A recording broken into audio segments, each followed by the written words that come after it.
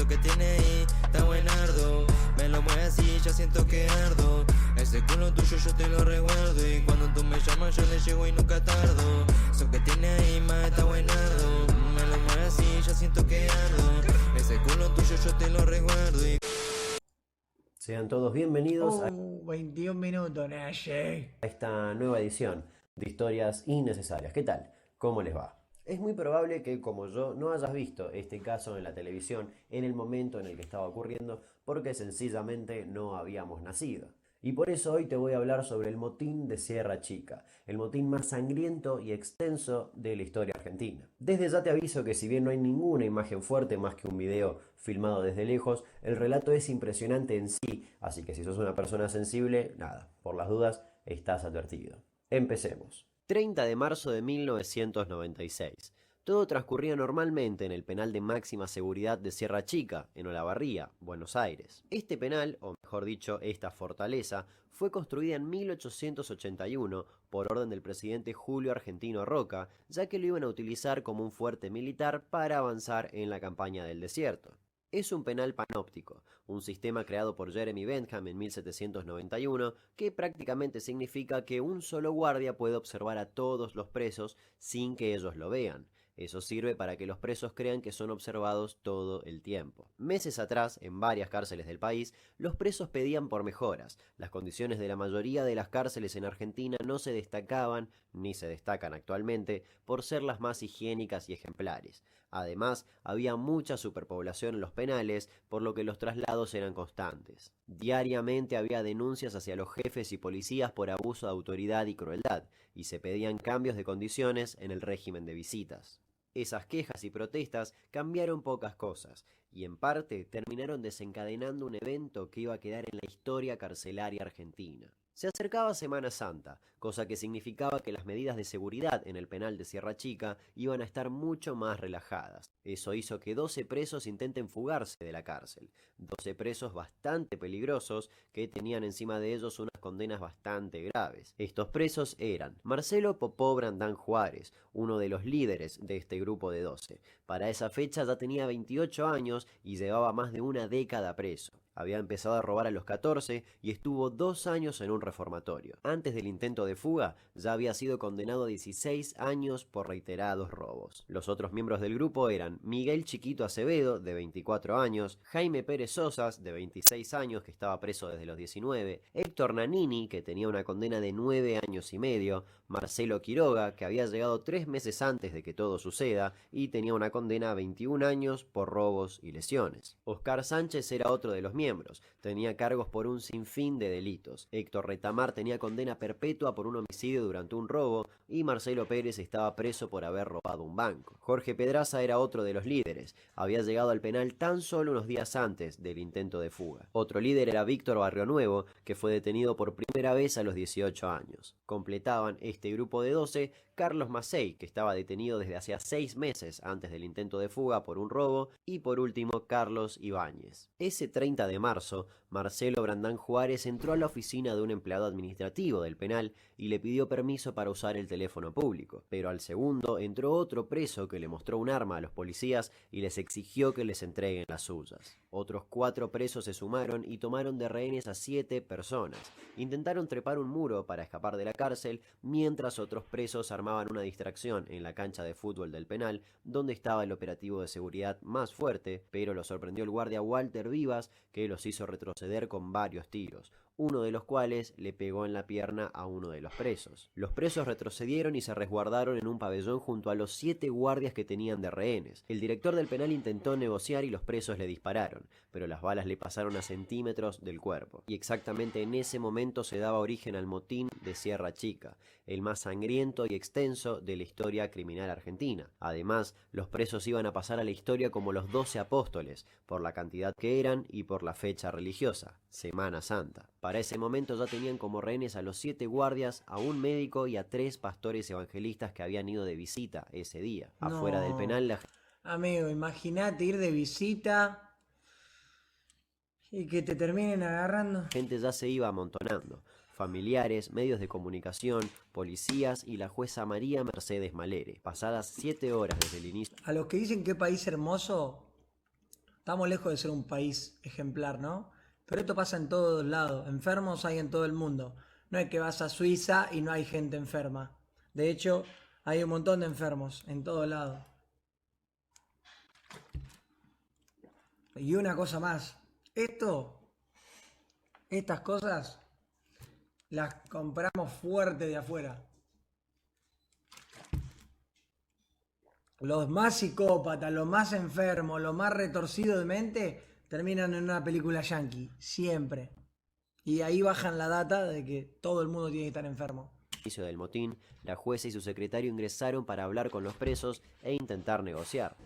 Esto es una imagen tomada el día 31 de marzo, están dos rehenes Bueno, el que se ve ahí es Marcelo Brandán Juárez, el cabecilla del motín, una de las personas más crueles en lo que fue el motín más grave de la historia penitenciaria de la Argentina. Acá es un momento de la negociación con las autoridades de la penitenciaría y oficiales de Brandán Juárez, que está detrás. Pero la terminaron amenazando con un arma en la cabeza y también los tomaron de rehenes. Siguieron pasando las horas y los presos decidieron liberar a 2 guardias que estaban heridos, pero a cambio pidieron el ingreso de otros 4 policías. Sus órdenes se cumplieron. Pero había otro detalle, lo que iba a hacer que este motín sea tan sangriento. Dentro del penal la situación estaba bastante complicada. Había 2 bandos entre los presos, el grupo encabezado por Brandán Juárez, el líder de este motín, y otro encabezado por Agapito Lencina, también condenado a perpetua. Según la versión que dan los 12 apóstoles, utilizaron el motín para matar a los presos de la banda contraria, que eran llamados arruinaguachos, es decir, acusados de violar a otros presos o a los familiares de los mismos. Además, la banda de Agapito, repito, según la versión de los apóstoles, trabajaba para los policías, les avisaban sobre posibles intentos de fuga y hasta portaban armas blancas sin problema dentro de la cárcel. Eran básicamente los dueños del penal. Pero eran muy Amigo, qué miedo esas armas, boludo. Mirá esas armas. Mirá esa tijera. 32 tipos de HIV tiene esa tijera. Amigo. Qué locura. De la cárcel. Eran básicamente los dueños del penal, pero eran muy odiados por los otros presos. Con un clima tan tenso, tanto dentro como afuera del penal, el caos no tardó en desatarse. El 1 de abril, a las 10 de la mañana, uno de los miembros del grupo de Agapito fue rodeado por 4 presos. Le pegaron un balazo y lo remataron a puñaladas. En menos de media hora mataron a 6 presos más, hasta que llegaron a Agapito Lencina, que intentó sin éxito defenderse. Le pegaron un tiro en la nuca y lo apuñalaron varias veces. Lo decapitaron y jugaron al fútbol con su cabeza. Según relatos de los mismos presos, la cabeza se movía lento, como si fuese de plomo. Incluso hasta armaron un arco y gritaban los goles. No contentos con eso, arrastraron los 7 cuerpos hasta el pabellón de castigo, donde los descuartizaron con un hacha, con ayuda de un preso a quien le decían King Kong, que cuando estaba libre trabajaba en un frigorífico.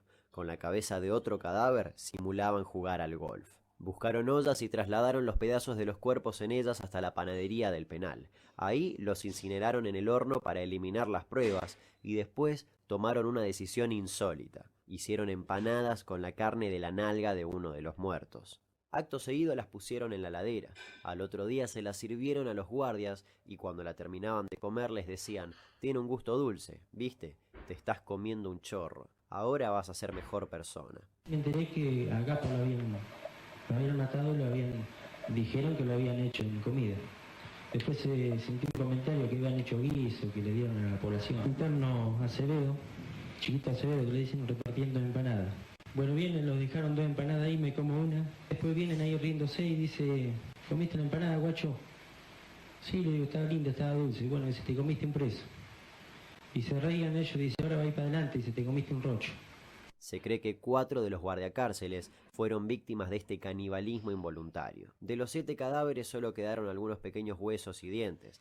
Rápidamente el humo blanco se veía desde afuera de la cárcel. José Cepeda Pérez era otro preso que se negó a descuartizar un cadáver. Lo terminaron destrozando a cuchillazos y su cuerpo corrió la misma suerte que el resto de los cadáveres. Fue quemado en el horno. Según el relato de uno de los guardias que fue rehén ese día, Jorge Kroling, vio cómo le cortaban la lengua a algunos presos y las colgaban como si fuesen trofeos, con alfileres. Además, que a otro cadáver le sacaron las tripas y en cada tetilla le pusieron un ojo. Adentro, unos 1500 presos amotinados. Afuera, la gente no sabía nada de todas las muertes, solo escuchaban gritos y disparos. Ya han pasado más de 72 horas desde el intento de fuga y posterior motín en la unidad número 2 de Sierra Chica. El lunes, cuando todo suponía que la solución estaba cerca, otro intento de fuga frustró todas las esperanzas. La cárcel de Sierra Chica es tierra de nadie. Todos los pabellones están tomados. Existen 4 bandos entre los más de 1000 reclusos. Los enfrentamientos son continuos. ¿Qué le han dicho? ¿Qué novedades tiene usted? No había nada, desde ayer hace 4 días que estamos y no sabemos nada, cómo están, nada. Los anotan para que los quedemos tranquilas y nada más, no pasa. El oído del señor Duarte esto. Mientras continúan los diálogos entre reclusos y autoridades, la situación sigue siendo estacionaria en el penal de Sierra Chica. La lluvia y el intenso frío no fueron impedimento para que los familiares de los internos expresaran su angustia. Ya desde el 5.º día que están así los chicos y es una angustia, esto cada vez se pone más tenso, más denso y no puede ser. Mientras tanto, en varias cárceles del país se veía un efecto contagio. Diferentes motines iban surgiendo, pero ninguno tan violento como el de Sierra Chica. Fin de semana con motines en varias cárceles. La situación en Sierra Chica, trágica. 5.000 presos amotinados en distintas cárceles de la provincia de Buenos Aires. En Sierra Chica tomaron como rehén a una jueza. ¿Qué es lo que piden en este momento, por favor? ¡Digan la verdad que pasa con la gente de Sierra! Las negociaciones continuaban. Los 12 apóstoles querían armas y autos para escapar. Decían, queremos pirarnos o matamos a los rehenes, aunque hasta ese momento no habían matado a ningún rehén, solo a sus enemigos dentro de la cárcel. El gobernador del momento, Eduardo Duhalde, pensó seriamente en tomar la cárcel por la fuerza, pero iba a ser demasiado arriesgado y peligroso. Recordemos. Si vos ahí tomás la cárcel por la fuerza, estás haciendo una masacre. Mal. Es una masacre, amigo. Matan a todos. Si ya mataron a todos los otros bandos, ¿qué le va a costar matar a los guardias? O sea, matan a los 10 que tienen de rehenes, los matan. Y después la policía los mata a ellos. Pues los rehenes son amigos de ellos. Y claramente los que entran no le van a decir, no, si ponete las esposas te vas preso. Los matan. Entonces es lo peor. Vemos que una de las rehenes era la jueza. Dentro de la cárcel, entre tanta muerte, los presos se divertían tomando pajarito, una bebida que se prepara con levadura fermentada, agua hervida y cáscara de frutas, que al tomarla en grandes cantidades emborracha bastante rápido. Además habían saqueado la farmacia del penal, por lo tanto tenían una gran variedad de drogas legales a su disposición. Los presos se robaban entre ellos y hasta hay rumores de que incluso hubo algunas violaciones. Cuando llegaba el anochecer, el penal se ponía aún más peligroso. Desde afuera solo se podían ver distintas fogatas en los techos y se escuchaban los gritos de los presos a los medios de comunicación.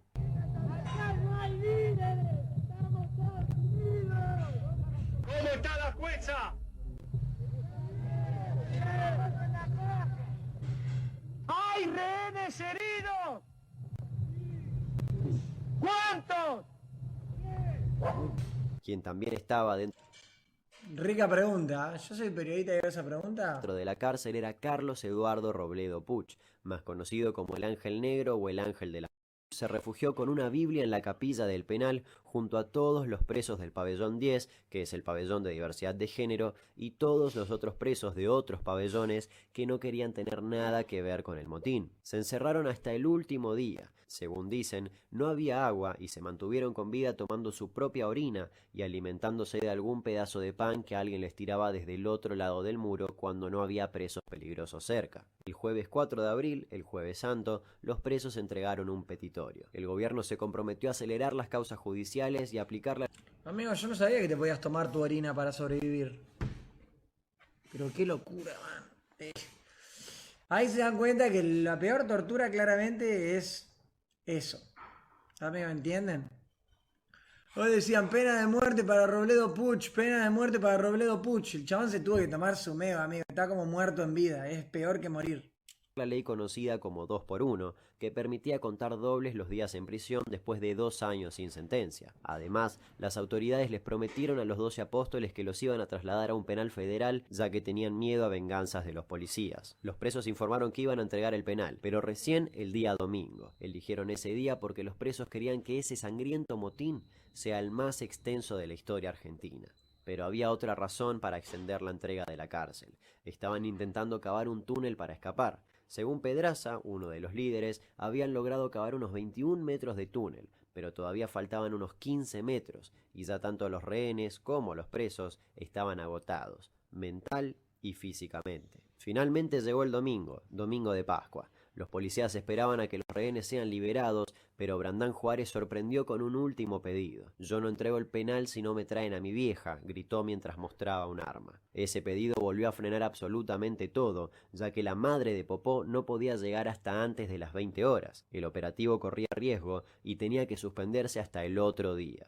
Hasta que un preso, que ya llevaba muchos años en la cárcel y que no quería tener nada que ver con el motín, le dijo a un policía que le consiga pastillas. El otro apodo de Juárez, aparte de Popó, era Falopa, por obvias razones. Le ofrecieron los calmantes diciéndole que era para que esté más tranquilo hasta que llegue su madre, y los tomó sin dudarlo. El resultado, lo sacaron de la cárcel encorvado, casi sin poder caminar, completamente drogado, poniendo así, después de 8 días, 8 muertos, muchos heridos y empanadas de carne humana, fin al motín. Tengo el honor y la alegría que en este...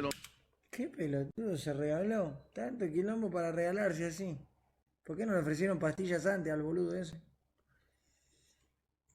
Ay, Dios. ¿Qué?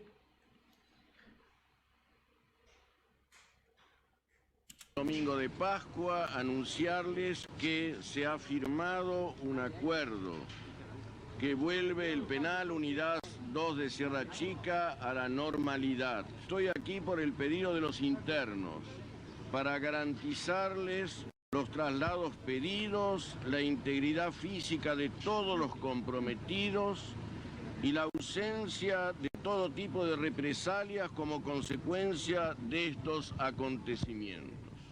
Nada más. Seguimos aguardando. Allí comienza el ascenso, acompañados por funcionarios de seguridad. Marcelo Brandán Juárez, Oscar Nelson Olivera Sánchez, Carlos Villalba Macei,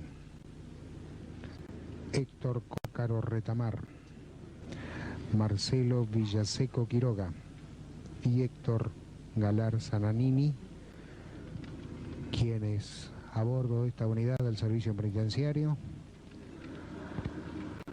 son trasladados a su pedido a la unidad 16 del Servicio Penitenciario Federal. Exactamente. Último de los reclusos que acaba de salir. En el momento del fin del motín está saliendo la jueza. María de las Mercedes Malera en el momento en que va a ser liberada. El abrazo con sus compañeros, con otros jueces y con las autoridades del gobierno bonaerense que fueron a negociar y a rescatarla. Se escuchan aplausos en su interior y vemos salir a los primeros rehenes. Ahí está. Pobres. Homicidios, 8 hechos dolosos, repugnantes y aberrantes. Si fueron o no fueron, no los vi. ¿Quiénes eran los que mataban? No sé decirlo. Sé que el que andaba en eso era el Brandán. Con todos estos cadáveres, ¿qué hicieron? Y ellos agarraron y lo descuartizaron. En una olla se veían los pedazos, se veían brazos y un cuerpo entero dentro de una olla no va a mostrar un brazo, tanto descuartizado para que entre dentro de una olla. Fuimos llevados al sector de la terraza del penal. En la terraza fuimos colocados contra un paredón, enfrentando, creo que era el grupo Halcón el que estaba en ese momento, armado. Me inclinaron por sobre el paredón, pero diciéndome que no me preocupara, que no iba a llegar al piso. ¿Por parte de los internos hacia usted tuvo alguna agresión física en algún momento? No, solo una vez, una noche, Luis Dávalos me golpeó por el puño en la cabeza. En mi habitación el interno Miguel Ruiz Dávalos, al que le decían el paraguayo, queriendo herirme con una faca, a la vez que decía que quería matarme. Otros 12 presos recibieron penas más bajas y 6 terminaron absueltos. Hoy en día Jorge Pedraza tiene unas 5 reclusiones perpetuas. Estaba alojado en Rawson, Chubut, pero fue trasladado a Seiza. Juan José Murgia Cantero ya salió del penal y hoy en día es remisero en La Plata. Aseguró estar curado de sus delitos. Brandán Juárez... Qué miedo, amigo, qué miedo, remisero en La Plata. ¿Sabes la cantidad de remises que me tomé en La Plata? Es que también tenía cadena perpetua pero quedó en libertad después de 14 años preso, volvió a ser detenido 3 meses después por asaltar y secuestrar al dueño de una fábrica de pañales. Hoy en día sigue preso. Gorosito Ibáñez se A ese no lo suelten nunca más, por favor. fugó de una cárcel de Mendoza pero fue detenido nuevamente en el 2013 por una causa de drogas. Se lo conoce como el panadero por el temita de las empanadas. Ariel Acuña Mancilla fue condenado a 15 años de prisión.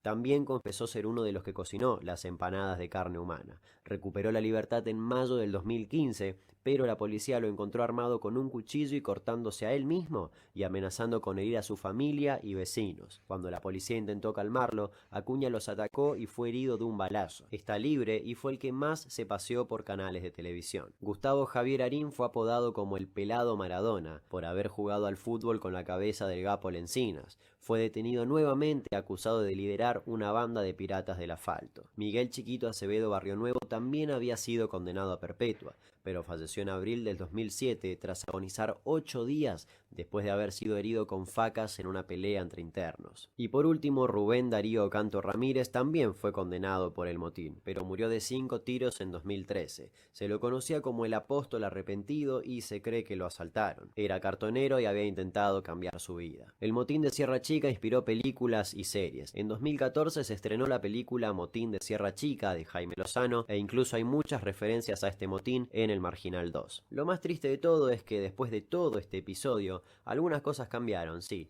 pero otras siguen exactamente igual. Teniendo en cuenta el estado actual de las cárceles en nuestro país, que incluyen sobrepoblación, abusos de autoridad, hacinamiento, violencia entre los presos, dificultad de acceso a derechos básicos como alimentación, salud y educación, y una larga lista de etcéteras, no es impensado ni poco probable que vuelva a ocurrir un motín de estas características. Las cárceles de nuestro país necesitan un cambio, y todavía estamos a tiempo.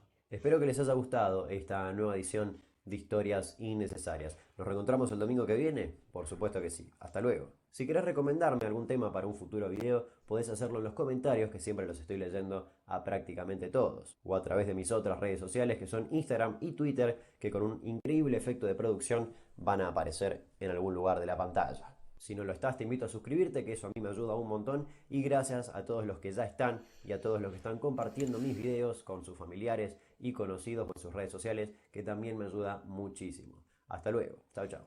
Muy bueno este tipo. Muy nazi. Está ido.